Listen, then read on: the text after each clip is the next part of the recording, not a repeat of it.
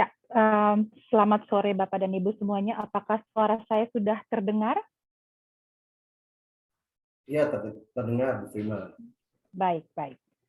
Kalau begitu kita akan mulai webinar kita pada sore hari ini. Terima kasih Pak Abdullah. Baik, Assalamualaikum warahmatullahi wabarakatuh. Salam sejahtera untuk kita semua. Selamat sore. Bersama saya Prima, saya akan memandu Bapak Ibu sekalian peserta webinar pada sore hari ini. Ada acara webinar Market Outlook 2022. Get ready, harvest season has arrived. Kami mengucapkan selamat bergabung kepada para narasumber kita. Telah bergabung bersama dengan kita Bapak Edwin Sebayang, Direktur MNC Asset Management. Selamat siang menjelang sore Pak Edwin. Selamat siang menjelang sore Mbak Prima. Ya, juga sudah bersama dengan kita Pak Dimas Aditya Aryadi, Chief Marketing Officer dari MNC Asset Management. Selamat siang Pak Dimas. Selamat siang Mbak Prima, semangat selalu. Jadi kita siang apa sore nih? Siang aja lah ya. Siang aja ya, baik. Dan ini dia, ada Bapak Ipan Samuel, Head of Investment dari MNC Asset Management. Selamat siang Pak Ipan. Selamat siang Mbak Prima. Baik, dan juga mengucapkan selamat datang, selamat bergabung kepada Bapak Ibu sekalian peserta webinar sore hari ini. Semoga kita semua berada dalam keadaan yang sehat, dan kalau ada yang sakit masih sempetin untuk join di webinar ini, semoga cepat pulih, cepat sembuh ya. Nah, agar rangkaian webinar ini bisa berjalan dengan lancar dan tertib, dan pastinya harus menyenangkan, maka ada beberapa hal yang ingin saya sampaikan, yaitu peserta wajib untuk di-mute dan tidak mengaktifkan mikrofonnya selama webinar ini berlangsung. Lalu nanti kita juga akan ada sesi tanya jawab. Nanti kita akan bagi menjadi 2 termin, di mana 1 termin terdiri dari 3 pertanyaan. Lalu peserta yang ingin menyampaikan pertanyaannya, jangan ragu-ragu untuk menyampaikan pertanyaannya kapanpun. Silakan untuk menuliskannya di kolom chat yang ditujukan kepada Prima, kepada saya ya. Lalu bagi peserta sore ini kita akan membagikan juga e-certificate.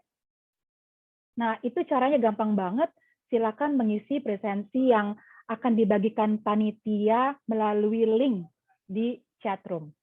Oke, dan bagi peserta nantinya yang ingin mendapatkan materi webinar ini bisa email ke marcom.mncam@mncgroup.com. Nanti alamat emailnya juga akan kita sampaikan, kita bagikan di chatroom. Baik, dan untuk mengawali webinar pada sore hari ini, marilah kita bersama-sama menundukkan kepala untuk mengucap syukur dan berdoa bersama semoga webinar ini dapat berjalan dengan lancar. Berdoa menurut agama dan kepercayaan masing-masing dimulai.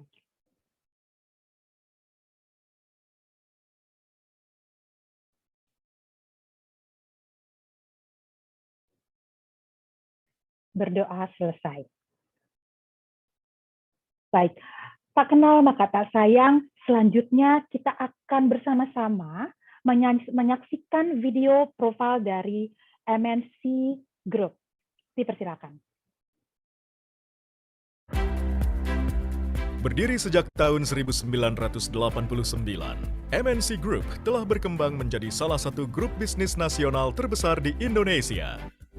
Di bawah kepemimpinan pendiri dan Executive Chairman Haritanu Sudibyo, MNC Group telah menjadi yang terdepan di 4 investasi strategis: media, jasa keuangan, entertainment hospitality, dan e-commerce dan digital lainnya. Di bidang media berbasis iklan dan konten, 4 FTA MNC Media, RCTI, MNC TV, GTV, iNews mendominasi market dengan audience share terbesar. MNC Media menghasilkan beragam konten hiburan untuk masyarakat Indonesia yang mencakup semua generasi bagi segala segmen. Lebih dari 20.000 jam konten baru dalam setahun. Lebih dari 300.000 jam pustaka konten. Drama series terbaik dengan performa audience share tertinggi yang diproduksi MNC Pictures. juga film layar lebar Indonesia. Program animasi terbaik yang menghibur dan mengedukasi keluarga Indonesia di bawah MNC Animasi. Program pencarian bakat terbesar yang menghasilkan bintang-bintang terbaik dari seluruh Indonesia di bawah talent management terbesar di Indonesia, SMN. Studio-based production yang menghasilkan talent search terbesar seperti Indonesian Idol, MasterChef Indonesia, Kontes Dangdut Indonesia, The Voice Indonesia, dan pionir dalam talent search eSports Star Indonesia. Juga berbagai program spesial terpopuler seperti Indonesian Television Awards, Billboard Indonesia Music Awards, Indonesia Movie Actor Awards, Anugerah Dangdut Indonesia, Indonesian Esports Award, TikTok Awards Indonesia. MNC Media sangat fokus dan konsisten dengan pengembangan digital bisnisnya melalui Super Apps RCTI Plus. Satu aplikasi, semua hiburan, video, berita, radio dan podcast, video adu bakat, dan game, beserta eSports. Serta music label digital dan manajemen media sosial dengan pertumbuhan follower dan subscriber yang tinggi di bawah Star Hits. Selain pemberitaan TV, terdapat 6 portal berita dan informasi unggulan MNC, OKZone, Sindonews.com, iNews.id, Celebrities.id, Sportstar.id, dan IDX Channel dengan berbagai penyiaran radio network dan streaming. Di bidang media berbasis langganan, MNC Vision Network atau IPTV merupakan yang terbesar di Indonesia pada direct-to-home atau satellite pay TV, fixed broadband pay TV, dan OTT.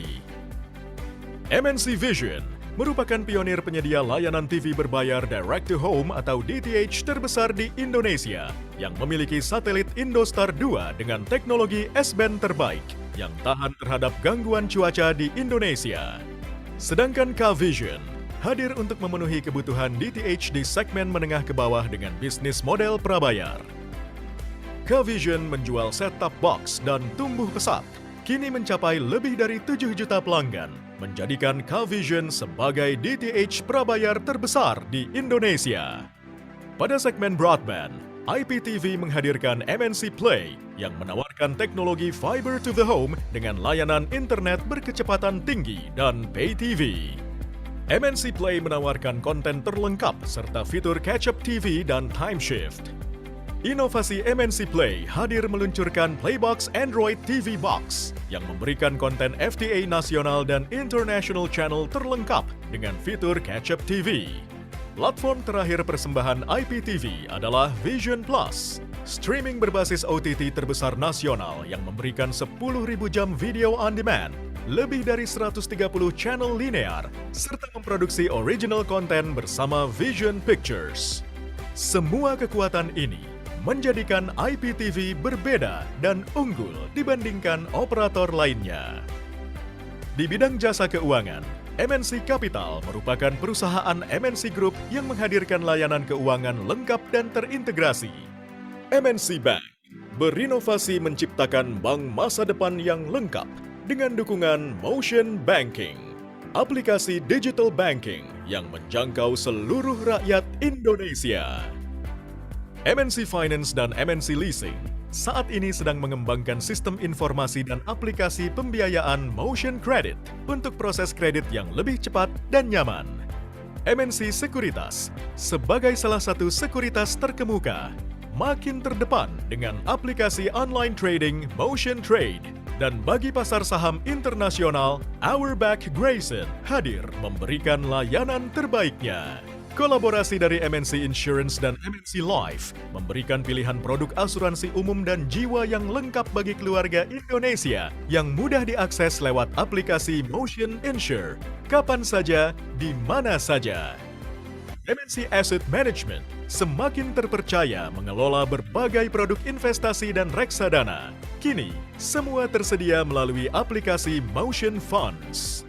Pada bidang fintech, MNC Teknologi Nusantara mengoperasikan Motion Pay, aplikasi e-money dengan e-wallet dan fitur transfer digital. Di bawah merek Motion Wallet dan Motion Transfer, Motion Pay telah meluncurkan Motion Points, program poin loyalitas yang mengintegrasikan semua ekosistem MNC Group. Flash Mobile merupakan payment gateway dan biller aggregator untuk semua transaksi dalam MNC Group. Flash Mobile dilengkapi sertifikasi standar keamanan tertinggi PCI DSS. MNC Capital berkomitmen untuk menjadi pelopor penyedia jasa keuangan terintegrasi di Indonesia. Sebagai bagian dari MNC Group, MNC Land telah berkembang menjadi perusahaan entertainment hospitality kelas dunia. MNC Land terus berkembang dan fokus pada beberapa proyek unggulan, kawasan ekonomi khusus MNC Lido City, dan proyek-proyek bergengsi lainnya. KEK MNC Lido City yang berlokasi di Lido, Bogor, Jawa Barat adalah sebuah integrated tourism destination kelas dunia yang telah disetujui pemerintah sebagai kawasan ekonomi khusus pariwisata yang terdekat dari Jakarta. KEK MNC Lido City merupakan kawasan hiburan, komersial, dan hunian seluas 3.000 hektar, sedang dibangun MNC Park Lido, Movie Land, Lido World Garden, Lido Music and Arts Center, International Hotel and Resort, Golf Course dan Country Club, Retail dan Dining, Outbound, serta fasilitas pendukung lainnya. MNC Land juga berencana membangun MNC Bali Resort, Entertainment Hospitality Resort di kawasan Tanah Lot di Bali. Di bidang hospitality, MNC Land hadirkan Park Hyatt Jakarta, satu-satunya dan yang pertama di Indonesia. The Westin Resort Nusa Dua dan Bali International Convention Center, Oakwood Hotel dan One East Residence Surabaya, serta berbagai gedung perkantoran di Jakarta, Surabaya, dan Bali, serta co-working space. Di bisnis berbasis e-commerce, MNC mengembangkan ETV Mall, The F Things, Mr. Aladdin, dan M-Shop bagi kebutuhan gaya hidup masyarakat terkini. Sebagai bagian dari program sosialnya, MNC Group melalui Yayasan Jalinan Kasih aktif melakukan kegiatan kepedulian sosial bagi masyarakat dan kegiatan korporasi CSR MNC Group melalui MNC Peduli. MNC Group, membangun masa depan, kebanggaan bersama milik bangsa. Baik, begitulah pemaparan mengenai MNC Group. Banyak bisnisnya. Salah satunya di bisnis financial services ada kita nih, MNC Asset Management. Nah, sekarang kita mau masuk ke dalam materi. Saatnya kita akan membahas materi webinar sore hari ini. Seperti kita ketahui bahwa temanya itu adalah mengenai market outlook 2022 dengan mengusung subtemanya yaitu tentang harvest season has arrived gitu. Nah, apa dan bagaimana analisa ekonomi terutama di capital market Indonesia nanti di tahun 2022 yang sebentar lagi mungkin 1 minggu ke depan, 2 minggu ke depan kita akan sudah masukin bersama-sama. Apakah mirip-mirip nih sama kejadian yang ada di 2021 saat ini kondisinya? Apakah akan lebih baik? Bagus aja atau bagus banget gitu kan? Apakah menjadi optimis atau pesimis atau nggak optimis, nggak pesimis tapi challenging? Nah, kalau kita lihat temanya, artinya kan harvest season has arrived, kira-kira itu artinya waktunya kita untuk menikmati tuayan. Nah, sebelum membahas tentang itu, kita harus tahu dulu nih, financial highlight-nya di 2021 itu seperti apa sih? Makanya kita dengerin dulu pemaparan dari Pak Dimas. Pak Dimas Aditya Aryadi, CMO dari MNC Asset Management. Selamat sore Pak Dimas. Sore Mbak Prima, apa kabar? Sehat? Baik, sehat ya Pak ya. Sehat, alhamdulillah. Oke. Nah, sebelum kita bahas nih Pak ya, kita akan Prima akan mengingatkan kembali bahwa Bapak Ibu dipersilahkan untuk menyampaikan pertanyaannya pada kolom chat yang ditujukan langsung kepada saya, kepada Prima ya. Jadi Pak Dimas, gimana nih? 2021 ini kan adalah tahun yang wow banget deh. Luar Bahkan biasa lebih ya. wow nih kayaknya dari tahun 2020 ketika kita pertama kali memasuki era pandemi gitu ya Pak ya. Betul. Semua isu ekonomi dan politik bertumbuh menjadi satu gitu di 2021 ini. Menurut pandangan Pak Dimas tentang hal ini, financial highlight apa sih, apa saja yang berhasil di-capture selama 2021 ini? Silakan Pak Dimas disampaikan pemaparannya. Oke, terima kasih Mbak Prima. Selamat siang. Assalamualaikum warahmatullahi wabarakatuh. Salam sejahtera untuk kita semua. Om Swastiastu, Namo Buddhaya, salam kebajikan. Yang saya hormati Pak Edwin Sebayang selaku Direktur dari MNC Asset. Terima kasih Pak sudah hadir di siang hari ini. Pak Ipan, Head of Investment kami di MNC Asset Management, dan juga seluruh Bapak Ibu yang kami banggakan sore hari ini meluangkan waktu nih Mbak Prima di akhir hari ini di tanggal 21 ini untuk kita join di webinar bareng. Memang kali ini temanya memang menarik ya.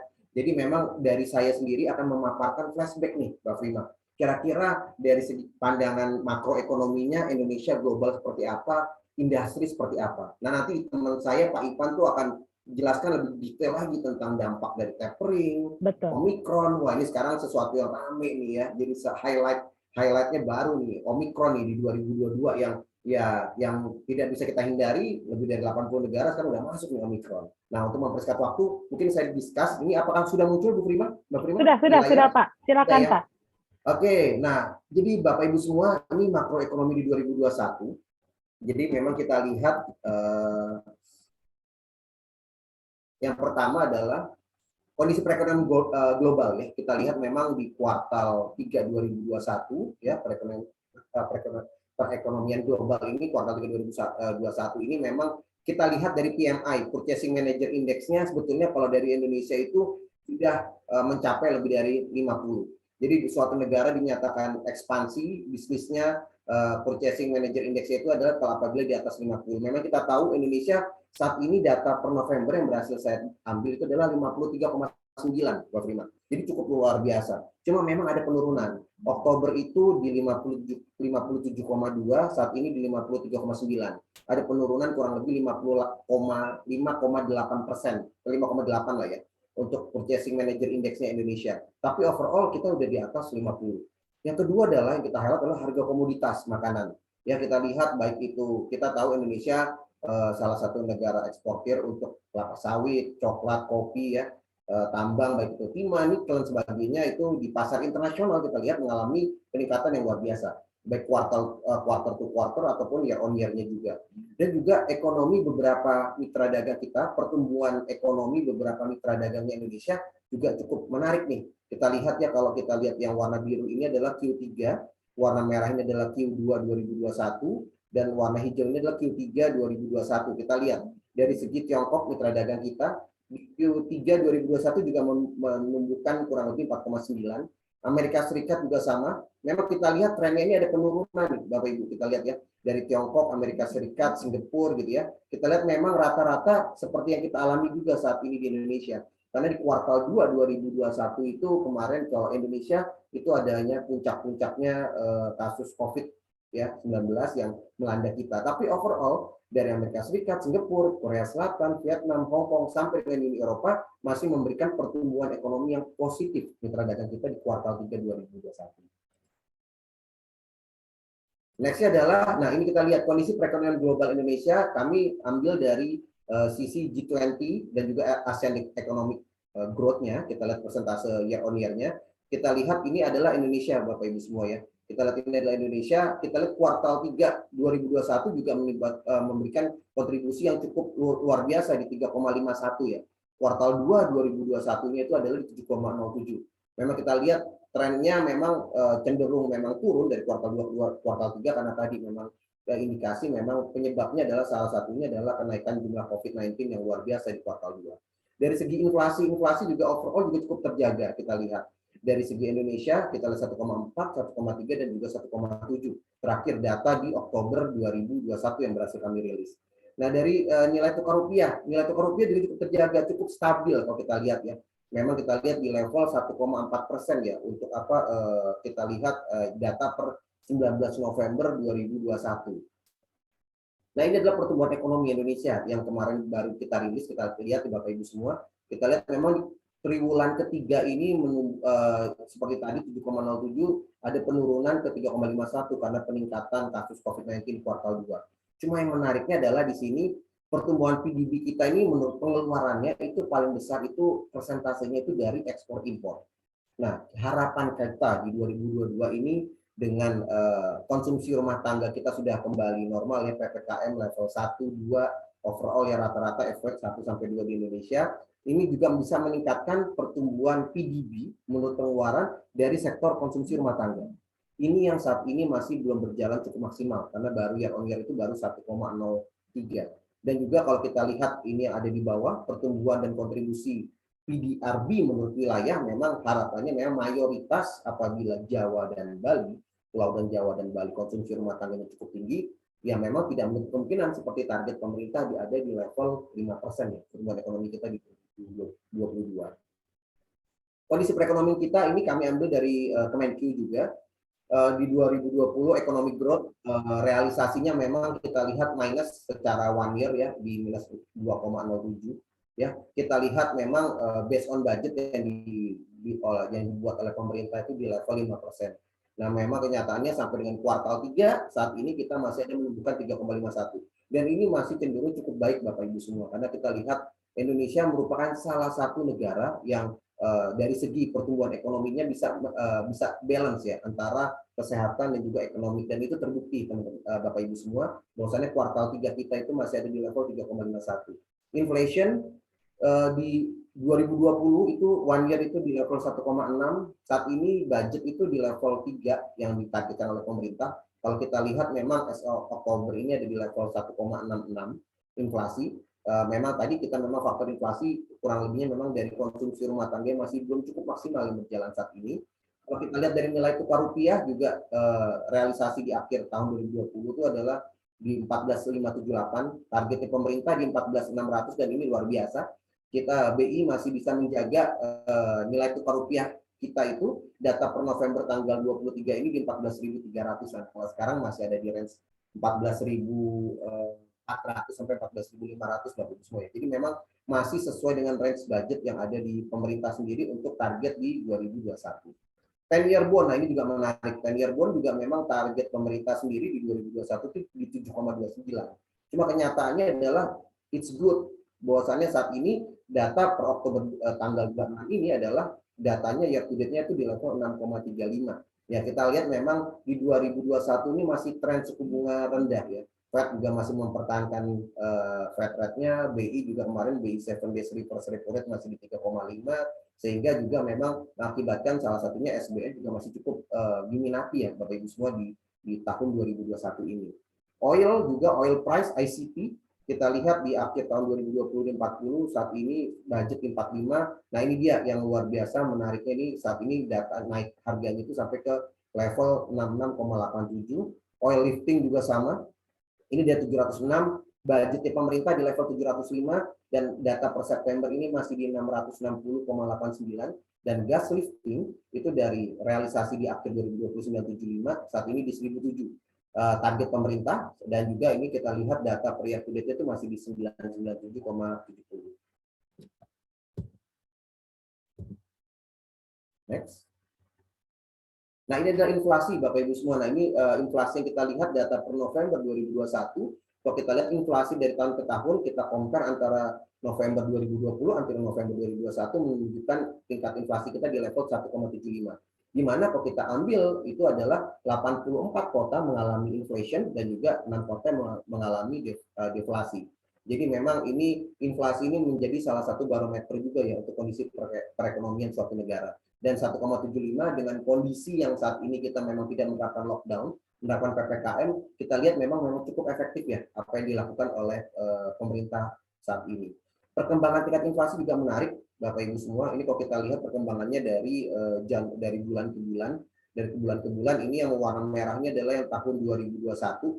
Kita lihat inflasinya start dari bulan Juni ini kan sudah mulai kasus COVID yang yang kedua yang cukup besar. Ini kita lihat sudah mulai ada kenaikan, dan juga kita lihat kalau kita breakdown lagi dari tingkat inti inflasinya juga dari konsumsi rumah tangga juga sudah mulai naik ya, beranjak Bapak Ibu semua. Jadi juga ini memberikan kontribusi yang cukup signifikan untuk dengan inflasi kita. Nah, tadi dari segi makro nanti akan dibahas lagi sama teman kami Pak Ipan. Nah, ini saya akan membahas nih Mbak Prima, industri finansial, gimana nih finansialnya perbankan Indonesia di 2021. Saya bagi menjadi ini adalah tabel 3 ini bank umum Bapak Ibu, ini bank BPR, ini adalah bank umum, ini untuk yang bank syariah, bank umum syariah, bank umum konvensional, ini BPR dan BPR syariah. Kalau kita lihat ini bank umum yang biasanya buku 1, 2, 3, 4 atau namanya kan KBMI 1, 2, 3, 4 ya gitu. Kita lihat memang kalau kita lihat compare dari data Juni 2020 sampai di compare sampai dengan Juni 2021 itu dari segi total asetnya itu mengalami kenaikan yang cukup luar biasa. Year on year-nya itu mengalami kenaikan 8,25. Dari segi pemberian kredit untuk bank umum yang konvensional itu juga mengalami kenaikan 0,23 year on year Juni 2021. Nah, ini juga menarik. DPK, dana pihak ketiga yang biasanya Bapak Ibu naruh di giro, ini naik 18,21. Naruh di tabungan naik 12,92 dan naruh di deposito juga naik 5,43%. Jadi memang saat ini memang trennya untuk khususnya investor dalam negeri ataupun investor lokal banyak mereka melakukan saving, Bapak Ibu melakukan saving. Jadi salah satunya ini dana pihak ketiganya bank baik dalam bentuk giro, saving account maupun deposito mengalami kenaikan. Kita lihat untuk dari segi NPL-nya, NPL-nya juga memang kita lihat juga ada mengalami persentasenya. Kita lihat Bapak Ibu semua ini dari NPL-nya yang net-nya sih mengalami sedikit kenaikan ya, karena memang banyak sekali kondisi-kondisi yang kredit ini banyak sekali perusahaan-perusahaan yang main bisnisnya terkena dampak oleh hal tersebut. Bank umum syariah juga sama. Ini ada kenaikan baik dari segi giro wadia, tabungan mudharabah sampai deposito mudharabahnya mengalami kenaikan. Tapi menariknya adalah kalau di deposito di bank syariah kenaikannya tuh signifikannya di tabungan sama di deposito. Depositonya naik 19,02. Kalau di bank konvensional itu kenaikannya 5,43. Ini kita lihat memang luar biasa pemerintah saat ini dengan saat ini merger ya, sudah ada bank BSI gitu ya, dan juga pemerintah memberikan luar biasa untuk ekonomi syariah saat ini di Indonesia tumbuh sangat pesat ya, termasuk dengan BPR. Sampai dengan BPR pun deposito naik 11,95, sampai yang syariah juga naik di 15,5. Ini luar biasa Bapak Ibu. Jadi memang kita lihat banyak sekali dana pihak ketiga yang masuk ke dalam perbankan di Indonesia khususnya. Insurance, asuransi. Asuransi kami bagi lagi menjadi ini adalah asuransi jiwa, sini adalah asuransi umum, dan juga ini adalah reasuransi konvensional. Kalau kita lihat dari total investasi, jumlah investasinya, kita bicara life insurance, itu mengalami kenaikan dari bulan Januari, Juni sampai dengan Oktober, dari 481 sampai ke 503. Begitupun sama dengan asuransi umum, mengalami kenaikan dari 82 sampai 87. Dan juga oleh reas ya, biasanya kalau Bapak Ibu semua inline-nya adalah kesini, asuransi jiwa dan juga asuransi umum. Juga kita lihat jumlah aset itu juga mengalami peningkatan dari yang jiwa dari 546 ke 570. Juga yang asuransi umum dari 171 ke 182. Itu luar biasa, sehingga kalau kita breakdown lebih detail lagi, keseluruhan total antara jumlah liabilities dan juga ekuitasnya itu mengalami kenaikan yang cukup signifikan. Dari Januari 546 ke 570 untuk yang asuransi umum dari 171 ke 182.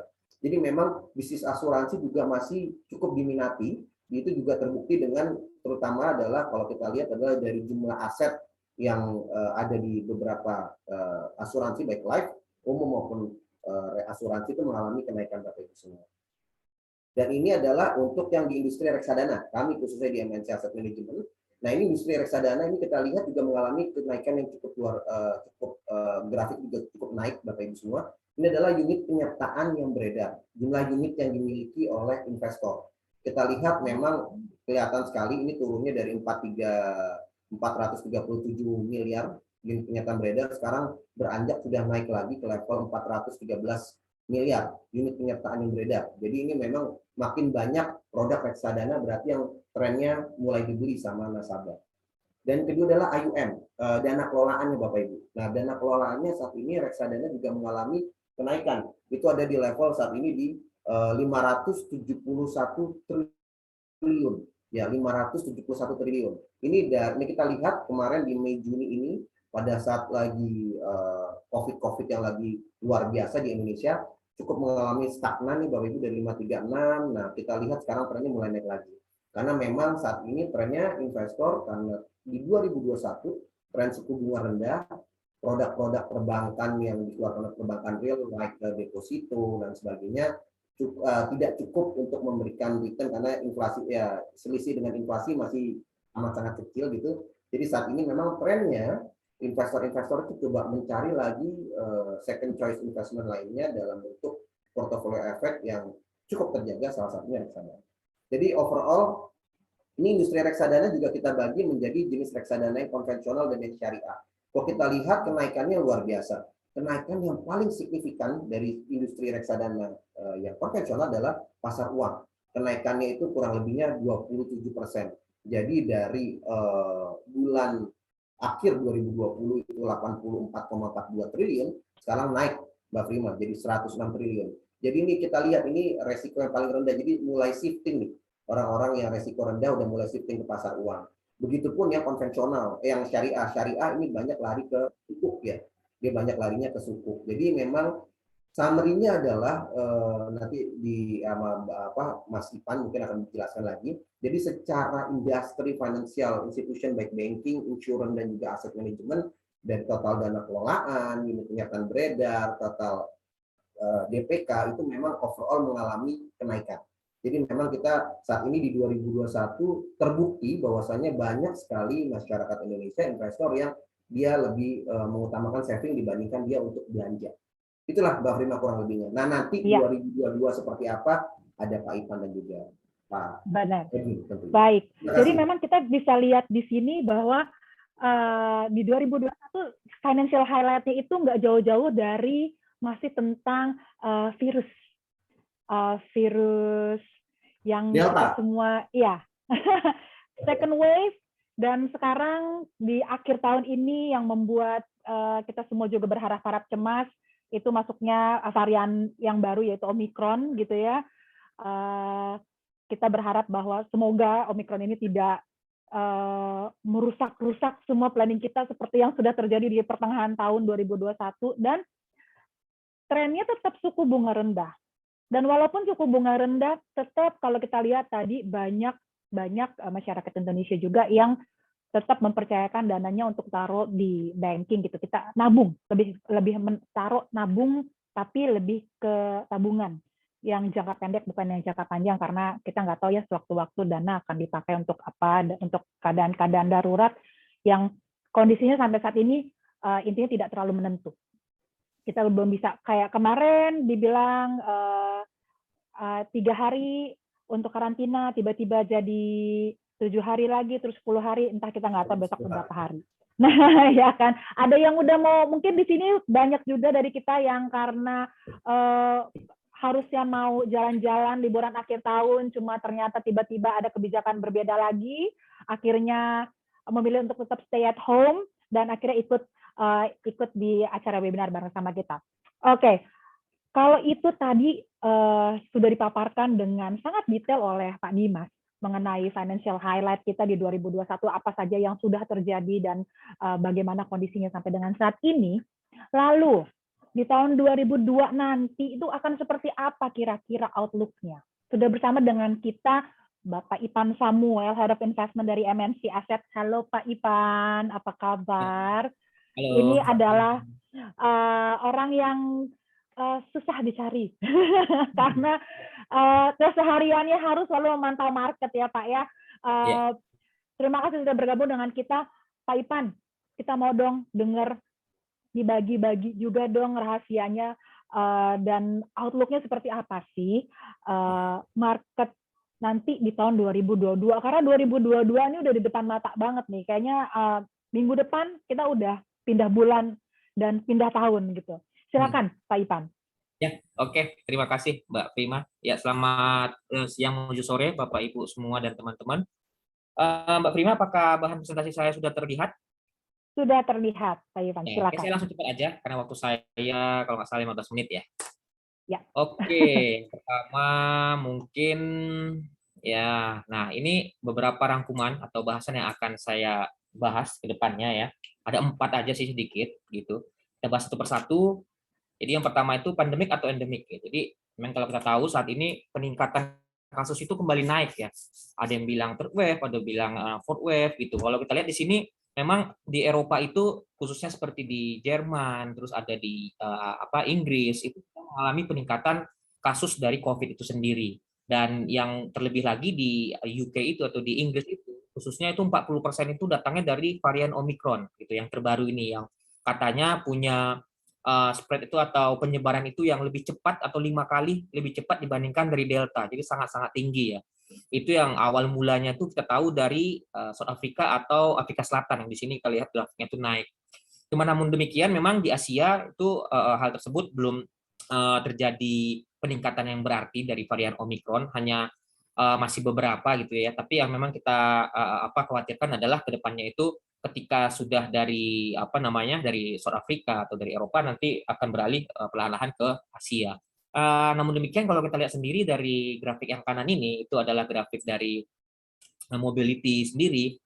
Akibat dari varian Omicron ini beberapa negara maju ya, negara besar seperti Jerman, US itu kembali membatasi mobilitas masyarakatnya. Itu terlihat dari pergerakan masyarakat ini yang kembali turun ini baik di Jerman juga. Itu yang juga akan membuat perlambatan ekonomi ya khususnya dari konsumsi masyarakat gitu ya di negara tersebut. Namun Indonesia sendiri kita lihat justru kebalikan nih dari negara-negara maju tersebut. Kalau kita lihat di sini justru mobilitas masyarakat Indonesia ini sedang dilonggarkan ya. Dari PPKM level 3 sekarang turun ke PPKM level 1. Nah, ini terlihat dari mobilitas masyarakat baik di rekreasi maupun di belanja itu mengalami peningkatan. Kalau kita lihat saat ini mal-mal di Indonesia itu juga udah mulai ada peningkatan yang lumayan tinggi. Nah, kalau kita lanjut lagi, bagaimana sih dampak dari Omicron itu sendiri ya terhadap peningkatan kasus yang ada saat ini? Jadi kalau ini kita bisa bandingin nih. Ini yang pertama adalah virus yang pertama kali itu sudah ada dari Wuhan ya virus COVID. Terus Alpha kita lihat nih setiap virus baru yang masuk atau yang terdeteksi itu selalu mempunyai tingkat penyebaran yang lebih tinggi dari virus yang sebelumnya. Wuhan, terus Alpha naik peningkatannya, terus Delta itu lebih naik juga. Sekarang Omicron ini masih baru-baru, tapi kita lihat sendiri nih grafiknya dalam waktu kurang dari 30 hari peningkatannya itu udah lebih tinggi dibandingkan dari Delta sendiri ya untuk penyebarannya. Namun demikian, kalau kita lihat dari tingkat kematiannya, justru varian Omicron ini memang relatif baru, jadi kita masih belum tahu ya. Tapi untuk saat ini, untuk tingkat kematian itu sendiri masih sangat-sangat kecil ya. Di sini terlihat dari tipe Wuhan itu memang peningkatan tingkat kematian itu atau biasanya orang sebut itu di epidemiolog sebutnya biasanya CFR ya atau case fatality rate, tingkat kematian yang diakibatkan oleh virus COVID itu sendiri itu mengalami peningkatan yang tinggi ya, baik itu di virus Wuhan, terus ada virus Alpha, yang terakhir virus Delta, itu tingkat kematiannya cukup tinggi. Namun demikian di Omicron itu meskipun tingkat penyebarannya naik tinggi, tapi tingkat kematiannya itu tidak mengalami peningkatan. Contoh kasus seperti di UK memang beberapa hari ini itu udah mengalami peningkatan lagi ya, kematian itu dari awalnya cuma 1 orang, sekarang akibat varian Omicron ini ada sekitar 20 orang kalau saya nggak salah di UK ya atau di Inggris akibat dari varian Omicron. US sendiri baru kemarin ya dilaporin baru 1 orang yang mengalami kematian akibat dari varian Omicron. Tapi yang kita tahu dari studi yang ada ini memang kalau sudah disuntik 2 kali dari vaksin itu yang memang sesuai syarat dari WHO itu memang kurang efektif ya untuk menghadapi Omicron. Tapi demikian lagi itu menandakan ketika orang disuntik 3 kali atau dengan booster itu ada peningkatan yang lumayan tinggi ya, sekitar efektif itu memberikan sekitar 75% terhadap pertahanan dari menghadapi dari varian Omicron. Ya ini sih kita masih tunggu terus ya, karena Pfizer juga mengatakan demikian. Ketika mereka disuntik dari varian dari booster oleh dengan Pfizer itu bisa melawan dari varian Omicron itu sendiri. Nah, berikutnya vaksinasi ya. Vaksinasi ini memang ini sangat-sangat penting ya. Memang saat ini kalau kita lihat tuh negara-negara maju yang udah sangat-sangat cepat ya memberikan vaksinasi ke masyarakatnya. itu yang 2 kali atau fully vaccinated itu kita lihat di sini. Dan Indonesia sendiri itu memang dari total seluruh penduduk Indonesia itu baru 53% yang disuntik 1 kali dan sekitar hampir 40% yang suntik 2 kali. Namun saya bilang tadi penyebaran COVID saat ini tuh vaksinasi saat ini tuh memang tuh sangat-sangat berarti ya, baik itu melawan varian Delta maupun varian Alpha maupun varian Wuhan. Ini terlihat dari tingkat kematian yang saya bilang tadi, deaths itu atau case fatality rate itu yang relatif rendah meskipun tingkat kasus dari COVID itu naik baik di Singapura yang waktu itu Delta maupun di Inggris ini yang Delta juga, tapi kita lihat grafik dari tingkat kematian itu justru relatif landai atau kecil. Nah, itu yang kita harapkan bahwa vaksinasi ini berhasil ya. Cuman yang memang lagi dipelajari ini khusus untuk varian Omicron yang memang sampai sejauh ini dari Moderna maupun dari Pfizer gitu, dari produsen vaksin itu mengatakan bahwa dengan booster vaksin mereka itu bisa mampu melawan varian Omicron. Nah, yang bagaimana di Indonesia sendiri? Jadi kalau kita lihat sendiri, vaksinasi di Indonesia sendiri itu udah lumayan tinggi ya. Kalau di dunia itu Indonesia itu udah menyuntikkan sekitar 253 juta dos, itu kita nomor 5 di dunia. 1, 2, 3, 4, 5 ya, itu lumayan sangat bukan lumayan, itu memang sangat tinggi juga dengan jumlah penduduk kita sekitar 210 juta yang sudah full vaccinated atau 2 kali itu 105 juta. Nah, pemerintah sendiri menghitung dengan angka sekitar 218 juta orang ya, target mereka itu dosis 2 udah sekitar hampir 50% dan dosis 1 70%. Nah, kita lihat perharinya Indonesia itu udah memberikan suntikan itu ke seluruh masyarakat Indonesia itu perharinya itu sekitar di angka 2-3 juta, dan kita harapkan itu terus mengalami peningkatan supaya tingkat vaksinasi itu terus naik ya. Dan dari distributor sendiri atau dari produsennya sendiri kita harapkan akan terus masuk ya dari beberapa yang ada dicantum di sini ke Indonesia sehingga vaksinasi itu bisa dipercepat lagi. Dan Indonesia sendiri targetnya di tahun ini itu targetnya itu udah ya kemungkinan udah fully vaccinated itu sekitar di 50% ya, 50%-an ya. Kalau saat ini targetnya itu baru tercapai 49%. Nah, yang berikutnya itu adalah tentang gangguan supply chain ya. Jadi ini juga sangat penting ya kalau kita lihat. Kenapa sangat penting? Karena ini berkaitan juga dengan perekonomian dunia ya. Jadi kalau kita lihat saat ini, kalau kita lihat manufaktur PMI dari sisi supplier, pengiriman supplier, ini kita lihat justru sedang mengalami penurunan. Yang artinya di mana supplier bahan baku gitu ya untuk memberikan ke manufaktur di suatu negara itu sedang mengalami perlambatan. Jadi mereka kemungkinan mereka kesusahan mendapatkan bahan baku segala macam. Jadi ini kalau kita lihat baik di US, di China, global maupun Asia ex China itu saat ini sedang mengalami gangguan ya untuk dari sisi supplier untuk dikirimkan ke manufaktur yang finish good. Nah, yang ke kanan ini. Kalau kita lihat sendiri dari sisi order backlog ya, jadi ini artinya order yang sudah masuk ke manufaktur atau produsen gitu ya untuk memproduksi barang itu justru sedang mengalami peningkatan, di mana gara-gara adanya peningkatan demand juga. Itu yang membuat juga dari sisi supply dan dari sisi demand. Jadi ini sisi supply yang kiri, yang kanan ini dari sisi demand. Sisi supply-nya mengalami penurunan, demand-nya mengalami peningkatan. Itu makanya terjadi disruption atau gangguan. Biasanya orang biasa bilang crisis atau kelangkaan lah, shortages. Nah, hal tersebut kenapa bisa terjadi? Jadi ketika terjadinya krisis ya, krisis ini yang diakibatkan oleh dari penyebaran COVID itu sendiri, itu membuat penjualan di seluruh dunia, baik manufaktur itu mengalami penurunan. Nah, ketika mengalami penurunan, sudah otomatis perusahaan-perusahaan tersebut atau manufaktur tersebut itu membatasi produksinya. Batas produksinya itu dengan melakukan pemecatan atau pengurangan karyawan, sehingga kita lihat meskipun penjualan turun, barang yang dijual itu adalah dari inventory atau dari cadangan yang ada tersisa. Jadi bukan dari sisi produksi yang diperbarui lagi, tapi dari inventory yang ada. Produksi ada, tapi mungkin tipis atau kecil, sehingga ketika terjadinya krisis itu, waktu itu terjadi 2020, itu terjadi overstock ya kalau kita lihat. Namun yang tidak dihindari itu ketika pemulihan ekonomi itu terjadi atau recovery terjadi di seluruh dunia. Itu kita lihat adanya peningkatan demand sehingga atau tingkat peningkatan penjualan ini terkait dari sisi sales dari seluruh manufaktur itu mengalami peningkatan penjualan, di mana itu tidak diimbangi dari produksi yang ada yang sempat tertahan itu ya. Cuman kemungkinan kalau menurut saya memang ini butuh waktu atau text time ya untuk menghasilkan atau memproduksi kembali secara normal untuk memenuhi dari demand yang ada. Ya mungkin kemungkinan masih akan membutuhkan waktu sampai tahun depan, mungkin di semester 1 ya, untuk memenuhi shortages atau kekurangan atau kelangkaan dari barang baku atau bahan baku untuk memenuhi demand yang ada. Nah, di sini ada 3 contoh yang saya ambil ya dari kelangkaan atau gangguan supply chain yang ada di dunia ini. Yang pertama itu semiconductor ya. Semiconductor itu dibutuhkan oleh sektor otomotif dan juga sektor IoT atau industri atau teknologi. Kalau kita lihat jutaan yang masuk ya kepada manufaktur semiconductor itu mengalami peningkatan ya ketika terjadinya pemulihan ekonomi. Ini kita lihat di sini di kuartal atau di tahun 2021 ini mengalami peningkatan sangat tinggi, lebih tinggi dibandingkan dari kuartal-kuartal sebelumnya, meski even bahkan sebelum terjadinya COVID itu. Nah, ini terlihat kalau secara total kita lihat peningkatan sangat tinggi. Itu menyebabkan saat ini harga-harga barang elektronik itu mengalami peningkatan tinggi.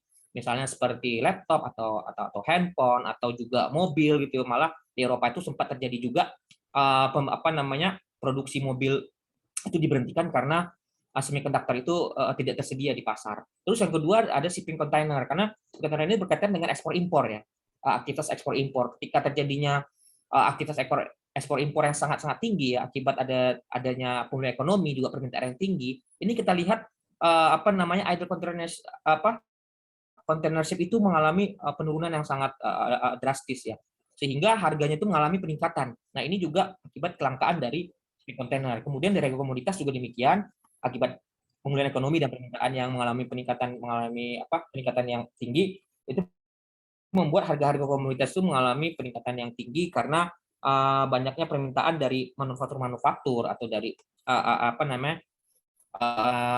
manufaktur untuk memproduksi, dan mereka membutuhkan bahan baku khususnya dari komoditas seperti batu bara, oil, gas gitu. Itu juga saat ini sedang mengalami peningkatan yang tinggi untuk harganya. Yang berikutnya itu adalah inflasi ya. Jadi itu kalau saat ini kalau kita bisa lihat tingkat inflasi di seluruh dunia itu sedang mengalami peningkatan. Selain karena adanya tadi shortages itu dari sisi supply, itu juga ada dari sisi demand. Jadi kalau belajar sedikit tentang teori inflasi, jadi itu teori inflasi itu bisa kita kategorikan dengan 3 kategori ya. Jadi pertama itu dari demand pull inflation atau gampangnya itu atau istilah mudahnya itu dari sisi permintaan dari masyarakat sehingga harga barang itu dinaikkan oleh produsen. Kenapa demand pull inflation yang terjadi saat ini? Itu karena di negara-negara maju khususnya itu pemerintahnya itu memberikan stimulus ya dengan dibantu oleh bank sentralnya kepada masyarakatnya sehingga jumlah uang beredar banyak gitu ya, manufaktur itu beroperasi, pekerja itu mendapatkan penghasilan dan sehingga belanja mereka mengalami peningkatan. Terus yang kedua itu karena cost push inflation ya, itu tadi karena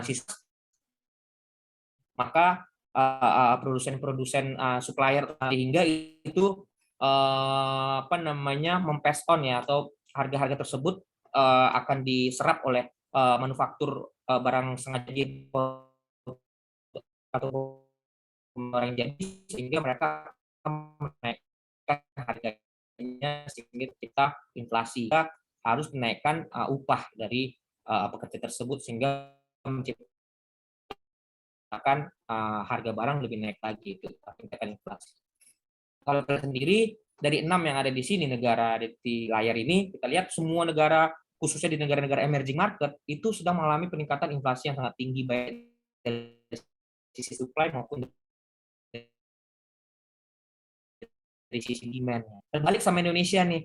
Indonesia justru tingkat inflasi kita sendiri. Itu karena Indonesia satu bisa memaintain harga jualnya, daya beli kita atau masyarakat kita itu cenderung masih rendah, dan juga masyarakat yang kelas menengah atas itu masih cenderung untuk membatasi akan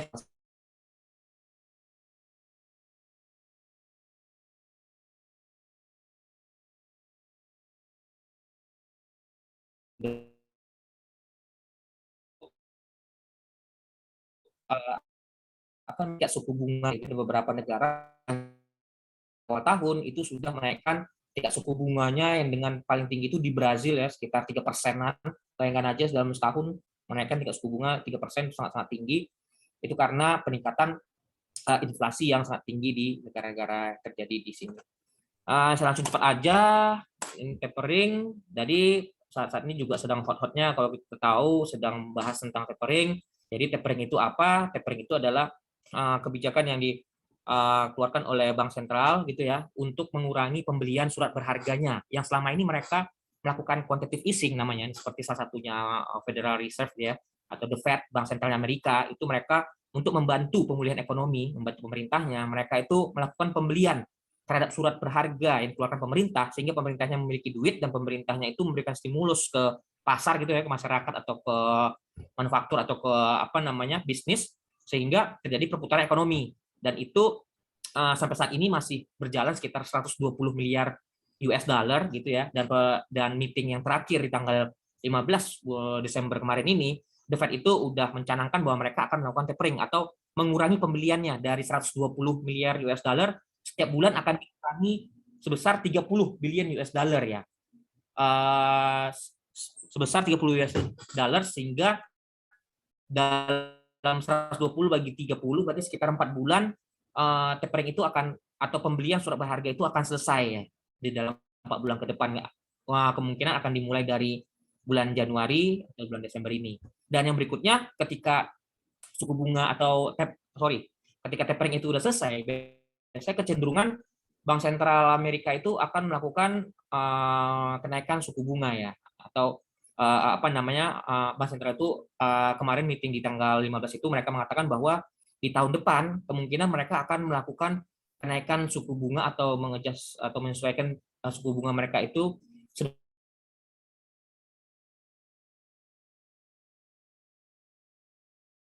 besar 3 kali basis point,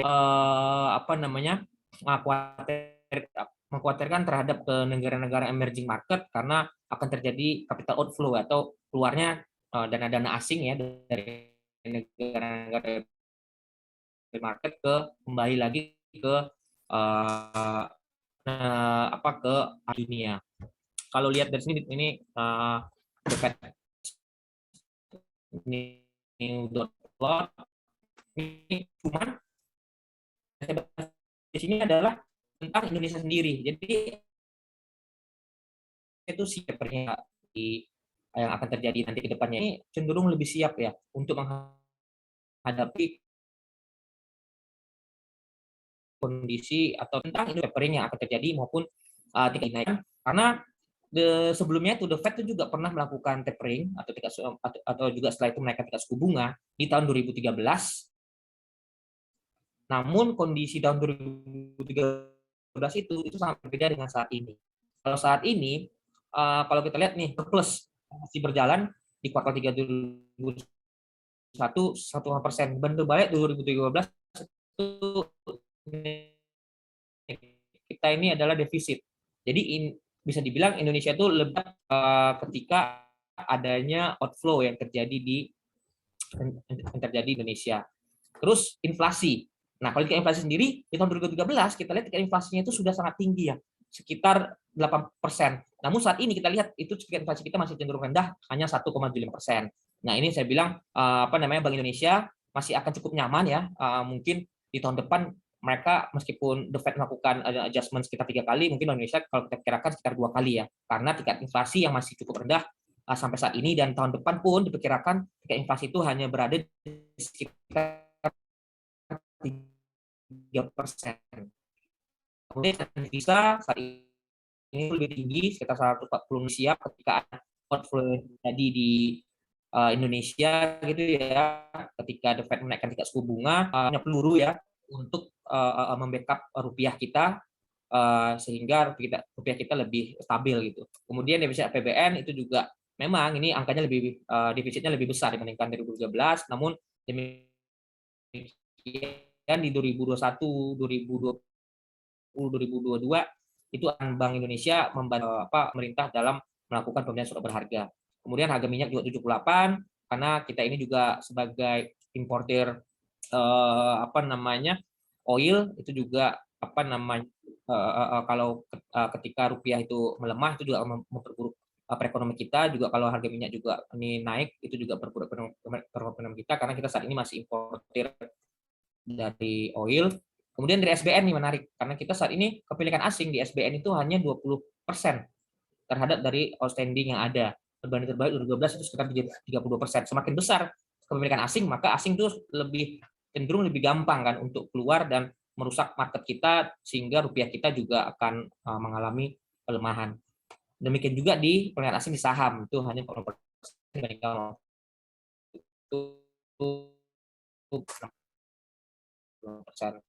cepat aja. Jadi grow itu kita 5%, itu masih dalam range-nya dengan pemerintah. Budget defisit 4,85, inflasi 2,2 gitu, itu di dalam range-nya pemerintah juga. Tingkat suku bunga ini kita 4%, dari saat ini 3%, maka kita perkirakan akan terjadi 2 kali kenaikan, itu 4% untuk menyesuaikan tingkat suku bunga The Fed juga. Kemudian tingkat nilai tukar itu juga di range 14.3 sampai 14.50, dan yang lain-lainnya ini kita masih membuat Indonesia nyaman ya, karena Indonesia ini juga salah satu eksportir komoditas terbesar juga di dunia, sehingga ketika harga komoditas itu menguat atau naik atau masih relatif tinggi, itu akan menguntungkan baik dari sisi penerimaan negara maupun dari manufaktur maupun dari masyarakat. Tahun depan kita perkirakan akan naik juga, karena salah satunya pendorong dari perekonomian Indonesia tahun depan kita perkirakan itu juga akan dari investasi langsung, baik itu dari luar negeri maupun dalam negeri, karena membaiknya perekonomian global dan dalam negeri. Kemudian dari net profit growth dari emiten itu sekitar 20%, dan kita cukup optimis ya di tahun depan ADX kita itu ditutup di 7325 dengan asumsi yang ini. Terus government bond 10 year itu ada di 6,6%. Mungkin itu aja kali ya Mas Dimas ya. Apa namanya Mbak Prima ya, supaya cepat aja kita ini aja karena udah 15 menit. Baik, karena kalau misalnya ngomongin mengenai market outlook tuh kayak 15 menit tuh kayaknya kurang ya Pak Ipan ya. Nggak apa-apa, karena kebetulan juga tadi koneksi agak kurang baik, mungkin nanti bisa di-reset. Kita juga kedatangan yang bergabung bersama dengan kita, yang spesial adalah ada Pak Edwin Sebayang. Selamat sore Pak Edwin. Sore Mbak Prima. Untuk Bapak Ibu sekalian yang senang banget untuk ngeliat-ngeliat mengenai market update, market outlook ya. Nama Pak Edwin Sebayang kayaknya udah nggak asing lagi ya. Beliau adalah salah satu capital market analis yang selalu muncul nih mengisi di berbagai macam sumber berita di tanah air. Apa yang sudah dipaparkan panjang lebar oleh Head of Investment kita Pak Ivan tadi, kita juga dengar summary yang akan disampaikan oleh Pak Edwin. Silakan Pak Edwin. Baik, terima kasih. Assalamualaikum, salam sejahtera, selamat sore. Terima kasih Bapak Ibu yang sudah menghadiri acara webinar kami ya. Memang ini penting sekali ya, karena kalau kita hitung perdagangan ini tinggal 7 hari lagi ya, dan kita akan menutup tahun. Jadi memang sangat penting sekali kita mengetahui bagaimana kondisi 2022. Di mana tadi sudah panjang lebar dijelaskan oleh Pak Dimas, oleh juga Pak Ipan ya, more or less sebetulnya sudah mewakili ya.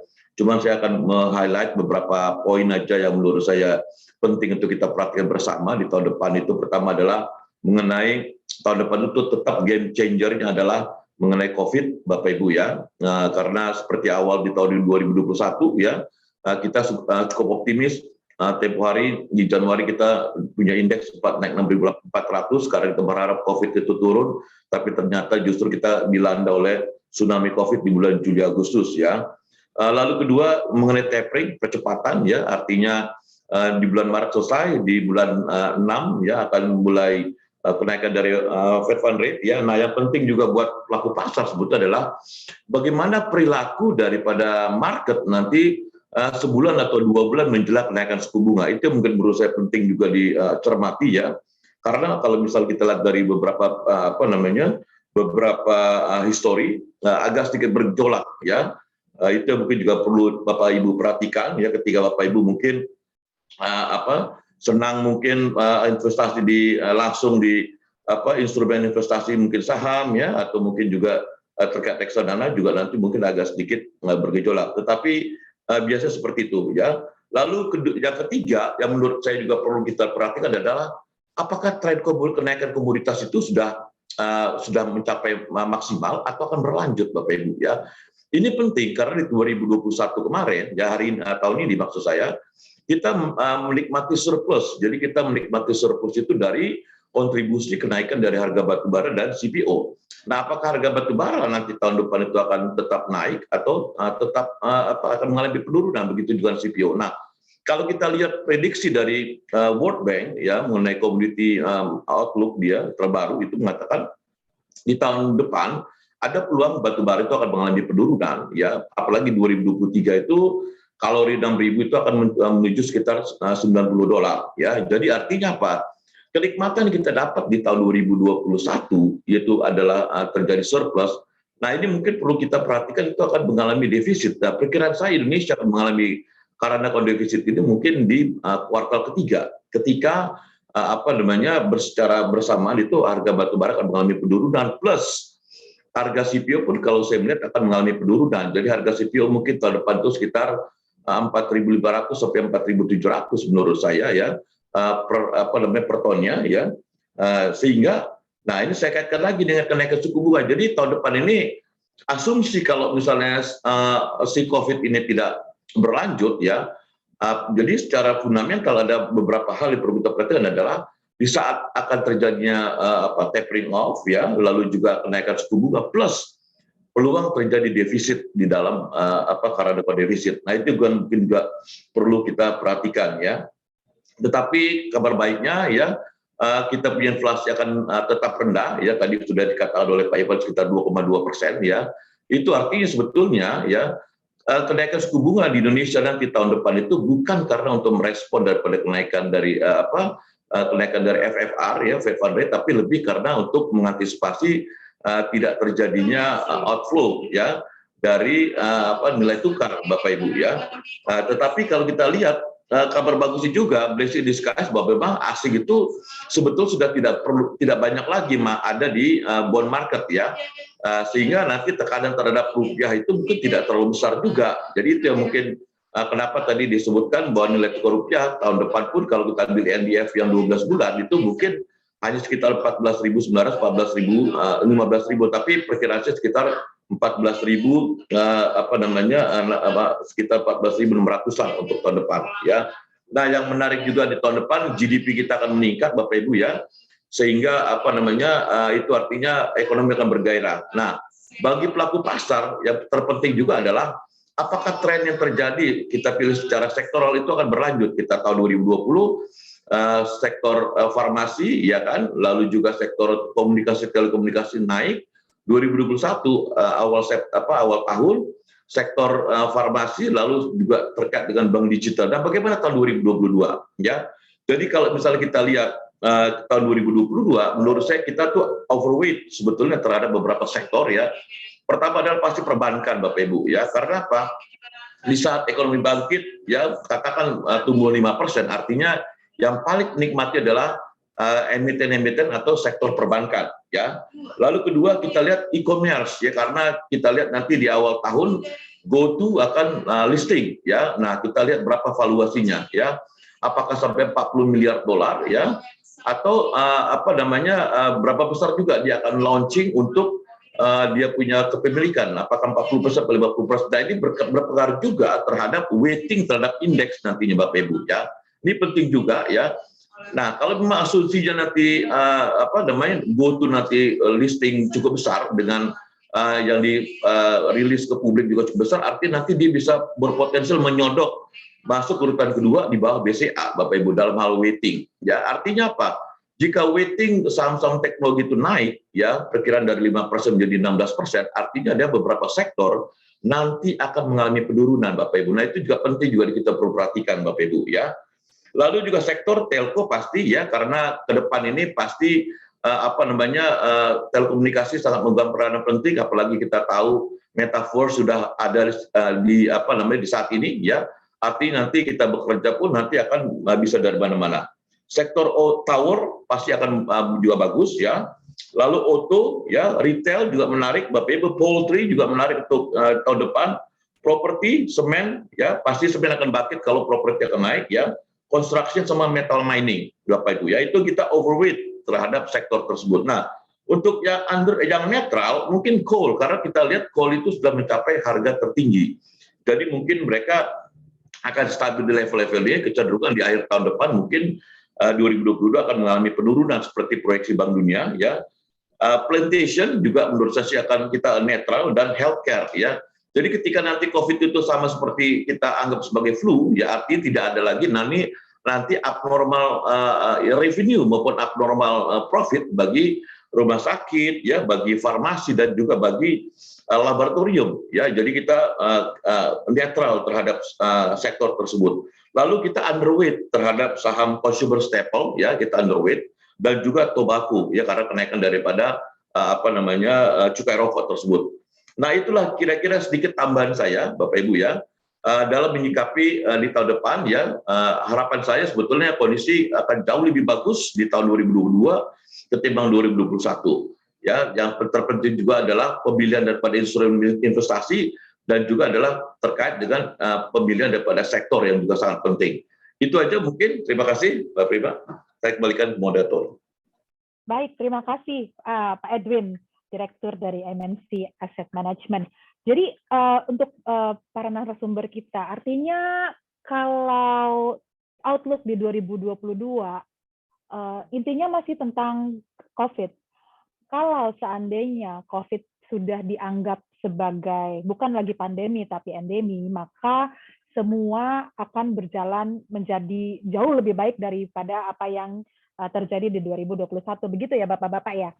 Dan ya, setuju.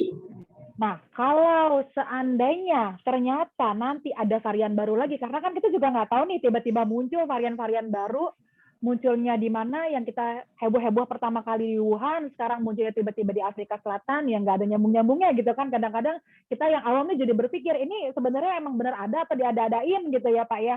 Sehingga diada-adain karena ya baguslah untuk ambil posisi buying atau seperti itu gitu. Tapi menurut Bapak-Bapak itu, apakah itu valid atau enggak lah, Frin? Sebenarnya memang itu ada, dan itu masih akan tetap menjadi hal yang harus diwaspadai apabila kita mau melakukan investasi gitu. Karena kalau kita lihat investasi kan sebenarnya hal yang jangka panjang ya, tapi kita melihat hal yang jangka panjang dengan kondisi yang tidak menentu seperti sekarang ini, kapan sebaiknya kita untuk melakukan investasi gitu.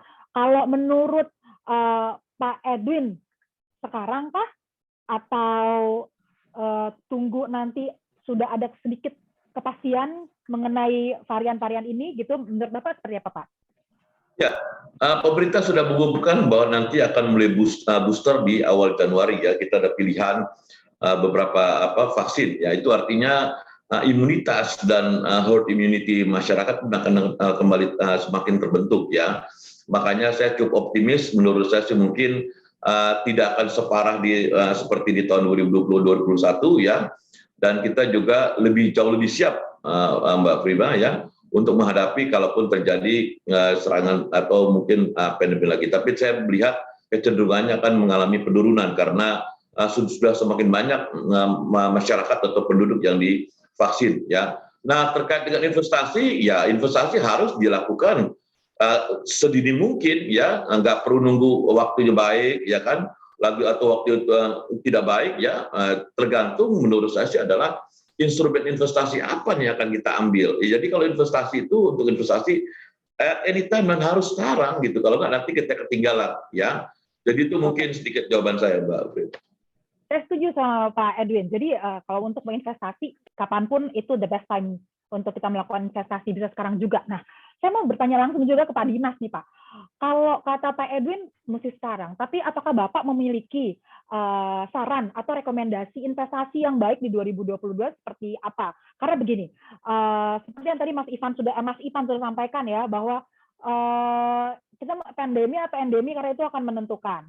Lalu Omikron itu ternyata tingkat penyebarannya itu bisa lebih tinggi 5 kali dari Delta. Kita udah ngerasain banget tuh yang namanya Delta di pertengahan 2021 itu seperti apa, quote and quote mengerikannya. Mungkin banyak di sini yang alumni Delta. Nah, saya salah satunya juga. Nah, tapi waktu itu yang divaksin sangat sedikit.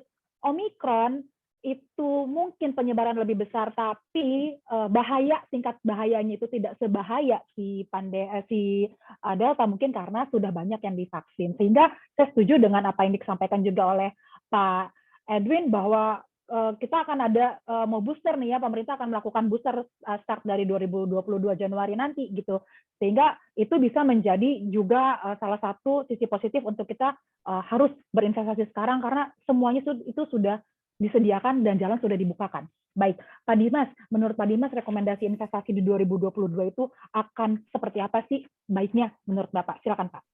Menarik Mbak Firman. Tadi saya di awal saya jabarkan juga ya data dari industri perbankan. Izin saya share dikit ya.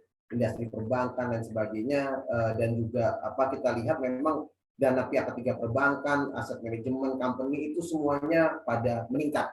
Jadi terbukti memang masyarakat Indonesia ini udah lebih pintar nih dibandingkan yang lainnya. Memang tingkat konsumsinya berkurang, tapi dia savingnya investasi lebih tinggi. Nah, di 2022 summary-nya adalah game changer-nya yang pertama tadi ada Omicron. Kalau kita lihat dari Omicron sendiri, vaksinasinya udah jauh lebih better banding 2020 dan 2021. Sampai sekarang anak usia 6 dan 11 tahun pun udah boleh nih Mbak Prima. It's good gitu ya. Dulu hanya lansia dan sebagainya, sekarang sudah boleh. Dan yang kedua adalah behavior. Behavior orang sekarang udah mulai berubah. Sudah terbiasa mereka pakai masker. Dan memang tingkat penularannya lebih tinggi, tapi fatality rate-nya terindikasi lebih rendah dibandingkan Delta, Alpha, dan Wuhan sebelumnya. Nah, kalau kita bicara investasi, memang kita lihat adalah tergantung adalah risk profile dan juga dari tingkat berapa lama dia mau berinvestasi. Jadi karena saya sertifikasinya adalah di asset management company, izinkan saya untuk rekomendasi untuk produk asset management company. Example, Mbak Firman, kita lihat dari durasinya, short term. Nah, biasanya short term ini terkadang untuk yang investasi di bawah 1 tahun. Nah, investasi di bawah 1 tahun ini memang trennya larinya saat ini memang kita tadi lihat kenaikannya 27% kenaikannya untuk reksadana pasar uang di Indonesia data per November 2021. Ini sekarang lagi diminati sama masyarakat Indonesia.